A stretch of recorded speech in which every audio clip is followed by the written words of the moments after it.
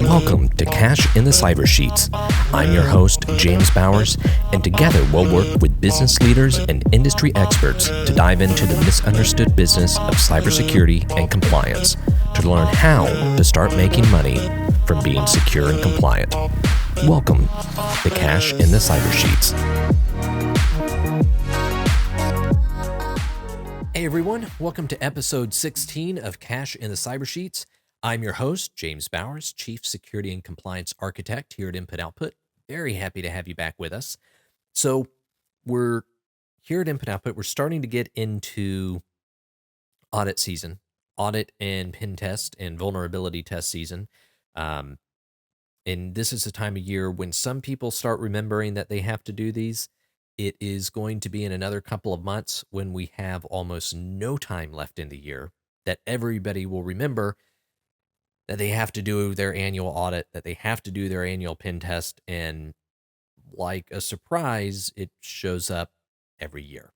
So very busy, very stressful time of the year as we start getting into towards the end of the year. Definitely not where I thought I would be owning my own business. I figured it would be a nice, relaxing holiday season. Just gets lots of time off, but not so much the case. But that's okay. Not complaining about it. But one thing I wanted to talk about today is in the audits that we're doing, we always find a lot of different controls here and there that companies are having trouble with.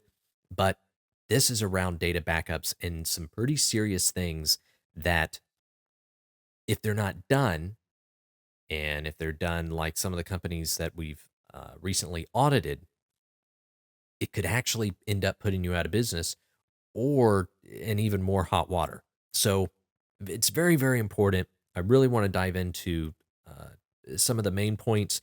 And like a lot of the episodes, we're going to have a companion article. So you'll be able to go onto inputoutput.com/blog. It'll be right there. And that's going to go into a lot more detail, give you a lot more nuances, and we'll continue to put some more articles out there and some useful tools that can really help you develop a good data backup plan. But so a lot of important stuff there. So going forward, like every week, please click that subscribe button. Click follow, leave us some comments. Love to hear from you. And before we actually get into the data backup talk itself, definitely trying a lot of new things on the marketing side, and one of them is getting the social media platform going. Obviously, the podcast, which was a long time in the making. It, you know what? If you're on the fence about making a podcast, I would say just do it. It wasn't difficult to get things rolling and set up. Um, the the commitment and making sure you have one every week or whatever your schedule is, that's where it comes in. But honestly, the biggest thing is it's the sitting on the sidelines or the analysis paralysis.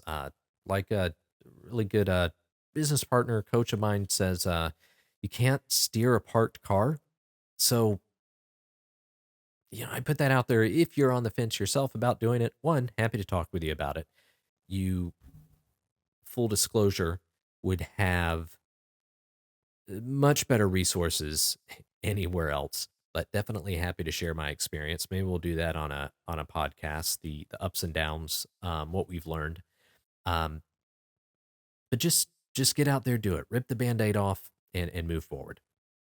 But that's that's one of the things that we're doing a lot with the marketing, with everything else. And I think just like everybody else, Chat GPT is a very big part of that. Obviously, we're not using it to uh, create all of our content. It definitely helps in areas.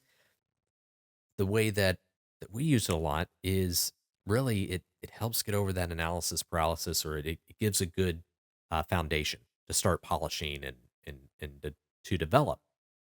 Um, and a lot of times it'll create something that, I don't want to say it like that at all. I want to say it like this. But that again still got the ball moving down the field. So if you're if you're not using Chat GPT, Claude, uh, whichever, there's so many more.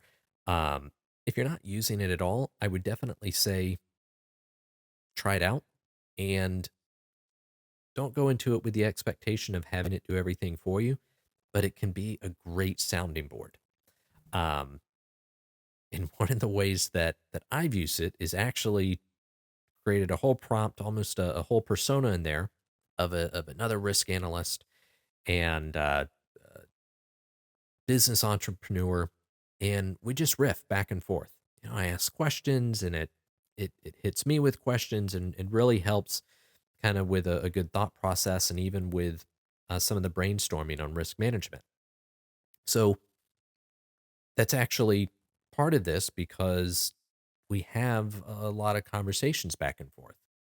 And one of them has decided to ask it, hey, I think that my social media post, the the titles we're using, the things that we're trying to get people's attention with, isn't the best. How could we do that better? How could we be better?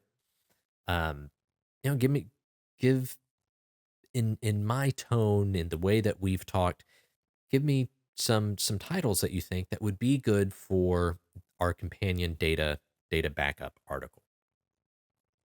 And those are the ones I wanted to share with you. Now, there are a few in here where it started off uh, that were kind of more clickbait style. All of them are kind of clickbait style, which is what we are going for a little bit more as a joke. But some of the tame ones here: how a drunken squirrel almost ruined my business, but data backups saved the day. Why your business continuity plan is one pizza party away from disaster. Your business is doomed unless you read this, but I bet you won't. Now, I think those are they're not bad, especially with it being able to come up with it in just a few seconds. But what's a little concerning, I don't know if concerning's the word. I don't know if I'm tainting it, or if it's more of just a reflection of me and my conversations. Um, but I asked it to give some articles a little bit more on the side of the professional unprofessionalism that we have even with cash in the cyber sheets. And those are a lot more interesting. So I think some of the gold ones here. Oh, that is really loud. Why data backups are like condoms. You'll regret not using them. It's very true. I think that actually hits. I think that's a better sales pitch, a better elevator pitch for data backups than any of the others. Um, but some more that it gave, and we're definitely looking for votes for which is the best. My data was screwed, but not in a good way. How backups gave me the happy ending I needed. How data backups prevented my business from getting completely fucked. That one's not bad. Why skipping data backups is like raw dogging your business. Risky and stupid. And that's a good conversation that you can have with your teenagers too. So it kind of opens the door two ways. Data backups, the only thing standing between your business and a 2 a.m. booty call from disaster. Eh. Data backups, because trusting your IT guy is like playing Russian roulette with your business. Why not backing up your data is like going commando in a hurricane. I think that would be more impressive for some people. Growers, not so much. And why not having a backup is like sending nudes to the wrong number. You can't undo that shit. No, you can't. And a story for a completely different time is how we learned how Android phones used to manage their texting order and how you could accidentally send images to the wrong person. Some of my friends got some very interesting things, but we're better friends for it now. So I don't know if that's my endorsement. I don't know if that solidified uh, your reasons that you're not going to use ChatGPT or any other platform, but what's going on behind the scenes. I liked it. I got some giggles. I I actually went down the rabbit hole with it for quite a while. Um, but moving forward, actually to the data backups, probably what you really care about. Um, I really want to talk to you today about these are some of the things that uh, a lot of companies don't consider. Either some or sometimes all of these, but they can snag you in different ways.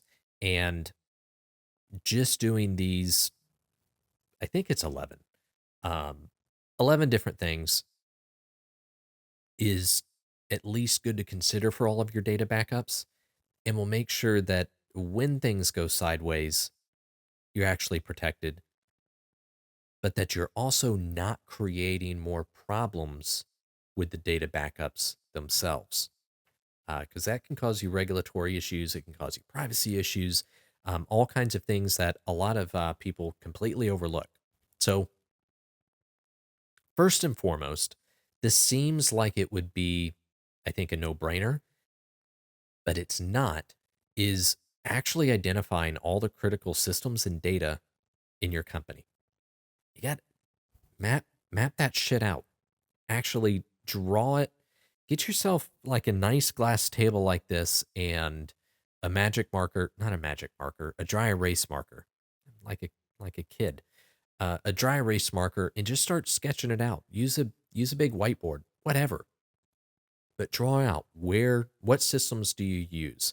You know, if we go back to our risk conversations from previous podcasts, previous talks, where we talk about the core business metrics, leads, conversions, um, average lifetime value, average lifetime expenses.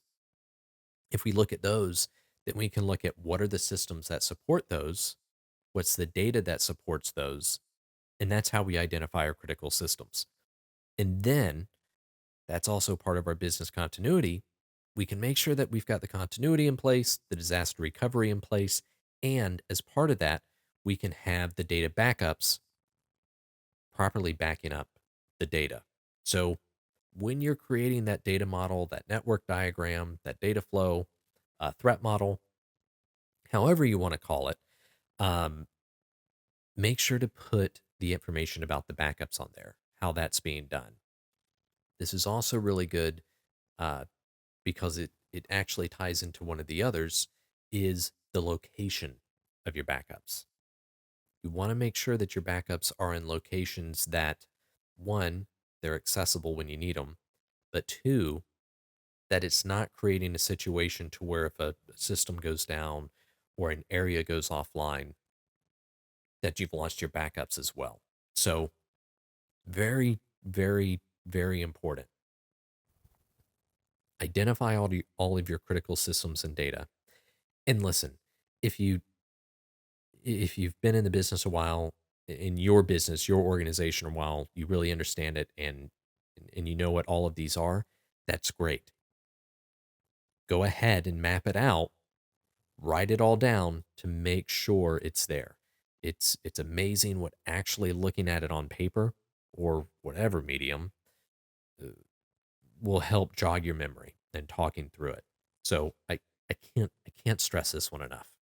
So many times we find it that companies have overlooked some critical system or data, and it causes such an issue. So the next is,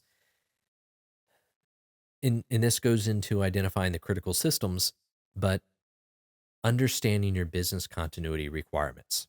We understand our metrics, we understand what support those. Now we need to look at how to keep those running. And systems are really useless without the data. So it all goes hand in hand. But This goes back to understanding critical systems and data.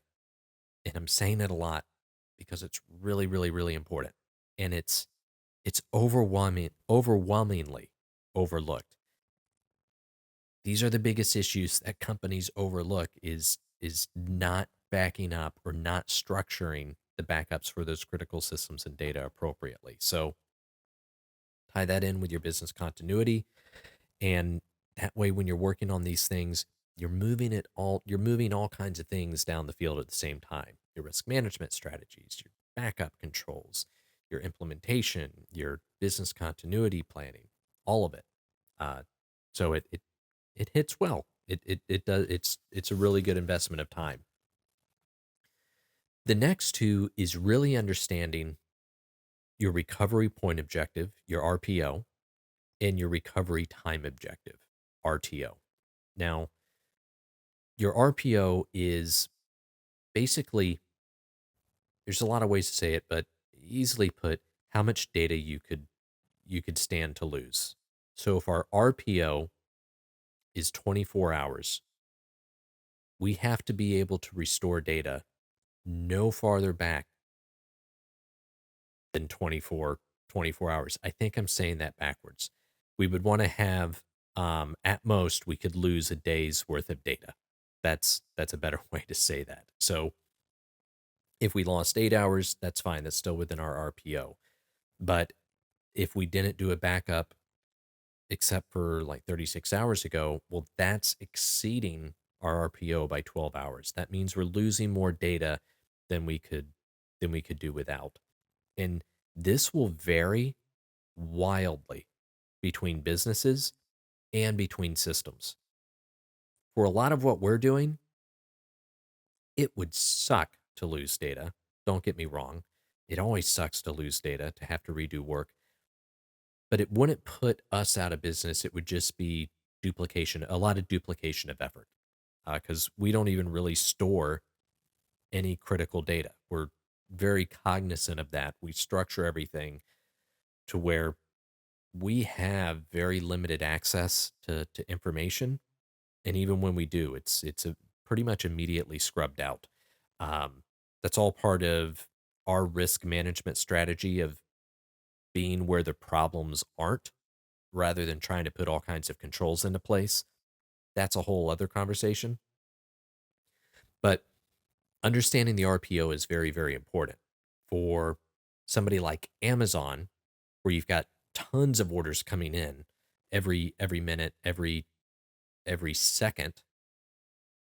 5 minutes of downtime would be a lot of lost orders. That almost could be unrecoverable for those orders. It would just pretty much, we're not going to have those. So sometimes the same case in medical offices, high volume databases, the RPOs can be very low. In other areas, it can be high. And what this is going to identify, your RPO is set by management. They're saying this is what we need to operate the business. This is one of our business objectives. Queue up ISO 27001 objectives. That's what that is. Here's our RPO. Then you can design your data backup strategy to meet that. So our RPO is 24 hours. We're going to put in a system that integrates with our cloud. It backs up every 12 hours. That way we can be sure, even if one fails, we've got another one right around the corner. So we'll be within that 24 hours.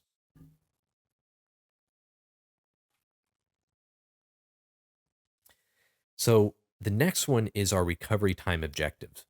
Um, and that's really just how long we can be without the data. When do we need to get it back online?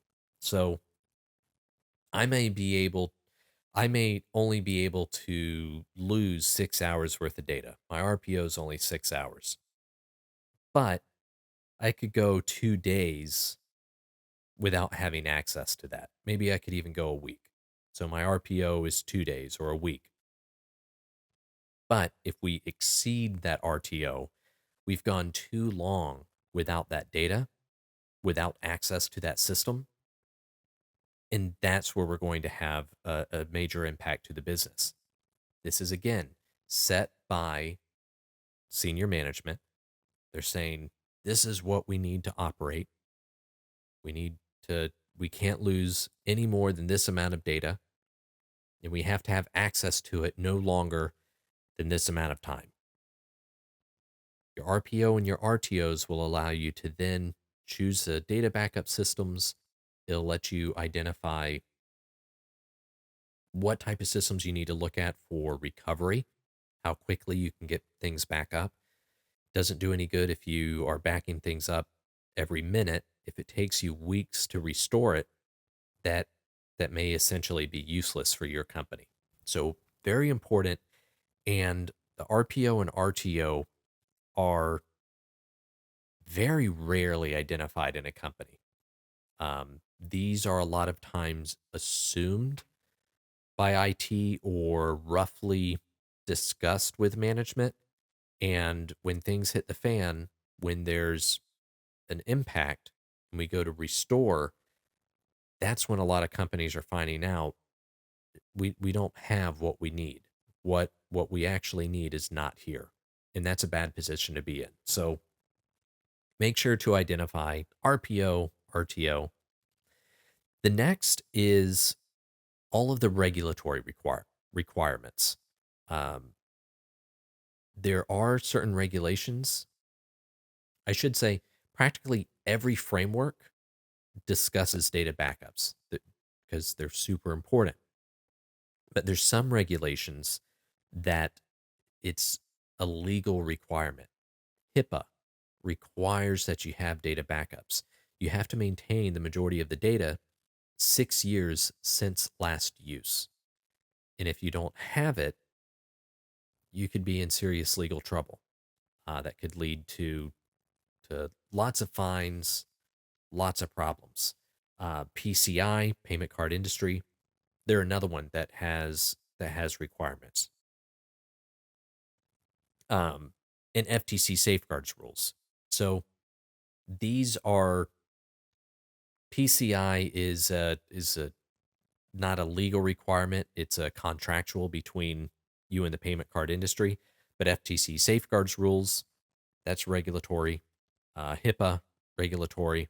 Those are those are U.S. government, and there's plenty of others out there. So you want to identify what your data backup requirements are, and make sure that you're adhering to those. What we find a lot is a lot of companies are backing up data for a year, but they don't have any longer than that. And if they're, say, under HIPAA, they won't have the data that they need for the 6 years since last use. And where this gets into trouble that a lot of people have a false sense of security is that they have the whole data sets there. So it's in that data that's backed up for a year. So they'll have data in that backed up data set that's older. But if files are deleted, files are moved, as you approach that year, those could get scrubbed out and then you wouldn't have access to any of those older copies. So that's very important to consider how that works. And one of the best ways to help manage that is it can get very expensive having backup solutions go back multiple years, especially when you have tons and tons of data. But you can always look at, say, high availability for uh, recent data. Okay, our RTO for data that's 6 months old is only 3 days. We need to be able to get access to any data within the past 6 months within 3 days. If it's over 6 months, we could wait 2 or 3 weeks. And in that case, we can use a much less expensive backup solution to move into more of an archive. So that's a way that you can have your cake and eat it too. And even with a lot of regulatory requirements, it's very well understood that it could take a decent amount of time to get some of the older data. That's perfectly okay. You just want to make sure that you can actually get to it. Another thing to consider with data backups, this one isn't as frequently overlooked, but it still is, um, access control. We spend a lot of time making sure nobody can gain access to our data on our systems, on our active drives, on our in our cloud environments. That same attention isn't always provided to our backup solutions. So we have all of this data, all of this stuff we're trying to protect, then we put it in this unsecure location. And sometimes it's just a local drive that somebody could walk off with. It's amazing how many of those that people even forget to encrypt. So you could just walk right into the server room and grab a drive with every bit of information from that company. So it's very important to look at who has access to the data backups. How can they access them? How can we lock it down? However, make sure that you maintain access. Don't just leave it to one or maybe two people, because if something happens to them, now you've lost access to your data. This is very important when it comes to certain data backups are fully encrypted, like a zero knowledge, zero trust type of situation, like some of our backup solutions. And we don't maintain or even have access to the data keys, to the data encryption keys, the DEX. Only the customer has that. So if they lose that encryption key, that data is useless. There is absolutely no way that we can help recover it. So, not only is access control about keeping the wrong people out, but it's also making sure that you maintain access. That ties into availability and accessibility. We need to make sure that we can get to the data when we need it and that it actually works as expected. Um, I think that's it on that. We've kind of talked about that, but that ties in with RPOs, RTOs, access, everything else that we talked about. We touched on this one, but the location of backups, we want to make sure that we're not putting all of our data in a place that if there's a disaster there, we've lost primary data and backup data. So we don't want to make uh, backups of our SharePoints, say within our same tenant. We lose access to the tenant, we've lost all the data. We want to have out of band solutions for our backups. So maybe with our Microsoft environment, we have a cloud integration, something like Infrascale, and it pulls the data. So now we have what's in Microsoft, we have Infrascale. And then maybe we even use another system like a Cronus, or we even do a local backup that's fully encrypted. So it's somewhere else. That way we have the data in multiple locations. So if one or two of those locations go down, we've still got access to everything. So it's very, very important. What um what does happen a lot is backups are within the same tenants, and that causes a problem. Or we've even seen this. This actually goes more with the access control. It's managed with SSO, and if the tenant is lost, well, now the SSO is having issues, and sometimes you can't get into the data backup location. So again, these are all very important things. It's also a good reason just to bring up again break glass accounts. Every system you have, you want to have at least one break glass. So things go completely sideways, you have a way to get in. Okay, next one. This is something that is becoming more of an issue. I don't know if it's becoming more of an issue or just more. Man, I just can't get this out. I'm not sure if it's a thing of it wasn't important before and now it is important. I think it's more of a thing of it's always been important, but now people are starting to get blowback from it. So now there's more attention around it. There we go. Um, but it's data jurisdiction. So it's considered a lot where you store your data. Is it here in the US? Is it in European servers? Is it somewhere else? And that's very important because where the data resides can affect what regulations, what laws you have to adhere to. This can have the same effect with your data backups. So you want to be sure that you're storing them in correct jurisdictions, that you have the ability to specify where that data is actually going to reside. It's very, very important. Can quickly get you in hot water. And you don't normally notice any type of issue until there's some sort of data incident or there's some sort of privacy issue, and then it becomes a major issue. Now you're having to answer to laws and requirements that you've never considered. You didn't even know that you had to adhere to them. So don't get yourself into the situation of we didn't know that was the law. Ignorance is not a good defense there. So data's jurisdiction for where your live data, production data is stored. Which if you're not already doing that, make sure you find out. That's very good for if we go back to step one, identifying critical systems and data, doing that map, seeing where it's at. Um, but very important there.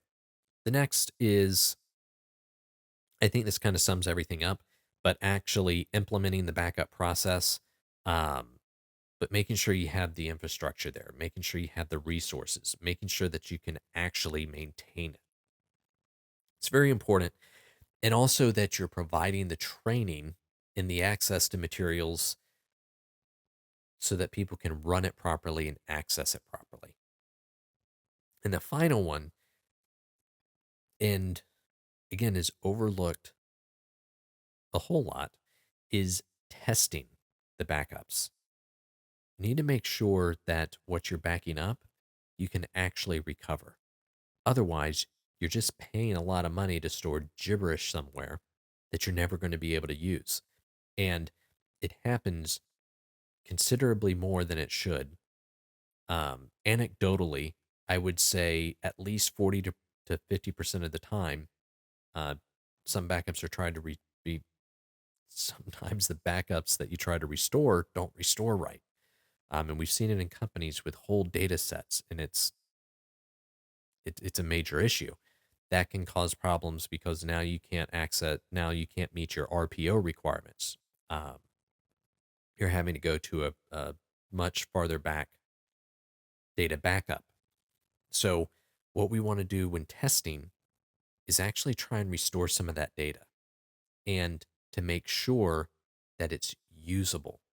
And what I mean by that is I may be able to restore a document and see that, yep, the data backup restored it. I can actually see it on my desktop. There it is. We're good. You need to make sure that you can actually open the document, that it's actually legible, that it's understandable. As versions changed with your platforms, that now the older copies won't open, or this is more of a thing of with schematics, but you're using a new version of the schematic software. Is it properly maintaining the integrity? Are all the red lines that were on your schematics still red lines, or have they changed to green? Which could be a pretty serious issue if you're doing uh, like a design for military equipment or some sort of power plant. You need to make sure you have that right. So those little integrity nuances, again, a whole discussion on itself, but just goes to test the backup and make sure you're getting the data that you expect and that you need access to the way you need access to it. Very, very important. Make sure you can restore the servers. Make sure that you can get into the data. Um, but that's actually just restoring it and trying that out. It's also not a bad idea in your test to schedule times to do a big data set. Restoring a file here or there is one thing. Sometimes when you try to restore a whole lot of data at the same time, the systems freak out or you have trouble, or maybe you find out you don't really have the bandwidth. Um, that could be another thing that you want to make sure it's set up the way you expect it to and that you need it to be.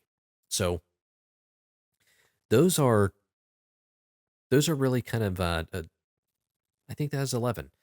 11 top issues that we see a lot and that are massively important when creating your data backup. Obviously, we didn't go into the different types of data backups, incremental, full, or the ways that you can set up the backup or different strategies. Some of that's in the article.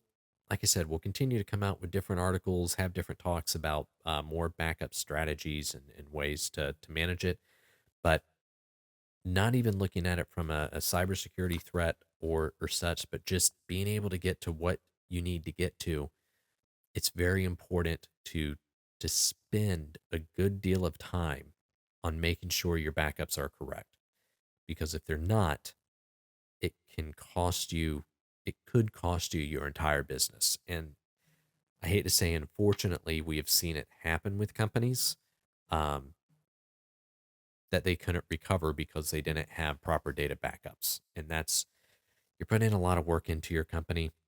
Don't let it fall apart over something that you've got, honestly, full control over. So, backups, backups, backups, very important. I'm done talking about it. I think that's all the time we have for today. I do appreciate you being with us here on Cash in the Cyber Sheets. Please click that subscribe button or follow wherever you're listening to us at YouTube, uh, Spotify, uh, Apple Podcast, anywhere that you're listening to us. Please click that follow. Send us some comments. Let us know some things that you would like to see. If there's things in your company that you're having trouble with, more than happy to riff on it here on the show for you. And also, if you're a business owner, more than happy to have you on to hear your story, the things that you've gone through, and how you've made it to the other side. Very, very interested in all of that. So, thank you for listening to Cash in the Cyber Sheets. We will see you next week at 10 a.m.